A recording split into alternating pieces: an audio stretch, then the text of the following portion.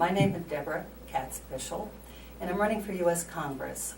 I'm running as a write-in and will not be able to vote for me until November. So you have a lot of time till then. But I wanted to introduce myself. I have run several times before unsuccessfully, but I've still determined to have a voice for America. I'm the oldest of 11 children. I am from Washington, D.C., and I used to tell people that in the 80s when I was traveling, they said, "Where are you from?" I would say the cesspool of America, not realizing that's where we really were going. But I came here in 1997 when my husband, who's a retired police officer and a pilot, was called as a pastor at Holy Cross Lutheran Church. He is retired.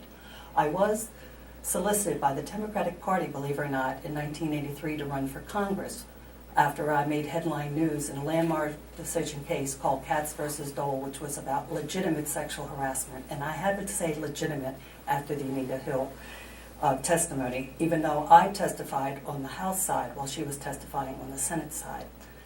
So I decided to run here in Jacksonville instead of going back to Virginia because I wanted to be with my husband.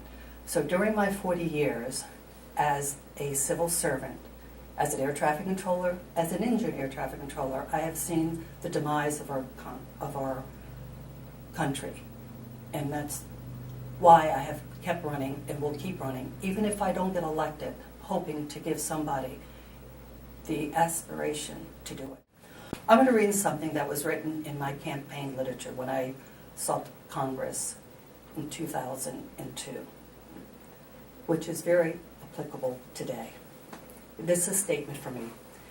There are no perfect candidates with whom you will exactly agree on every issue. The decision is yours. I believe our country has been impeded by the establishment elite, and that the individual potential of us all have been hindered as a result. I truly believe that many of the politicians will only escalate Americans' decline, and that individual rights will continue eroding steadily, unless all of us, citizens of the United States, regardless of creed, race, or gender, undertake the serious and painful steps that needed to correct a course of gradual socialism, the promise of this coming century and era will be lost for our beloved and great country. 14 years ago, that was written, and boy, it's still the same. What ideas do you have to help save America from financial crisis, since the Congress has been continually increasing the debt limit without reducing spending? Energy. We are sitting on energy that will get us out of this debt crisis. I was just out in Colorado. Their hands are being tied because of the recent Supreme Court decision. But energy is the only way to get out here. And we talk about, my little pet peeve right now is the electric car. The electric car, you can only recharge a battery so much. And I've asked people that have these electric cars, and I asked them directly, I said, okay, what happens to that car battery once it cannot be charged anymore? And they agree. It's going to pollute the earth. It's going to either pollute the ground or it's going to pollute the ocean. But natural gas, believe it or not, has been used on cars over in Australia for the last 20-some years. And you know who makes those cars? General Motors, which is Holden and Ford. And why we don't have them here? Can't answer that question. While other nations are becoming militarily stronger, America has become weaker with our defense continually reduced. What economically sound suggestions do you have to propose to rebuild America into a strong nation again? I will go back to the energy. We really have to utilize our energy in order to have the resources to do this.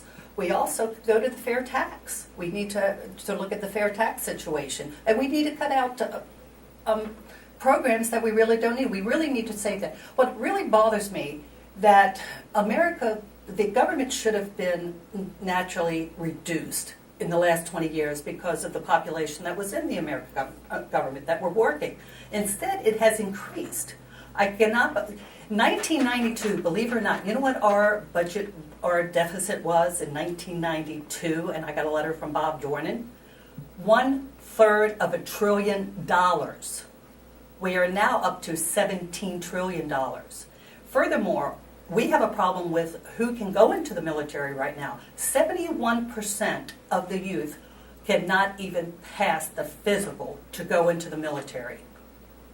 So much for the physical education program that the Americans started. Illegal immigration of both terrorists and the poverty-stricken is a serious problem that the government has failed to solve. Briefly describe what ideas you propose that will help solve this financial and security crisis.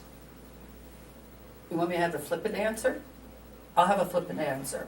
If I was Texas, if I was New Mexico, and if I was Arizona, I would stop sending any money to the federal government from the highways, the taxes on the gasoline, or whatever, and I would use that money to start building the wall.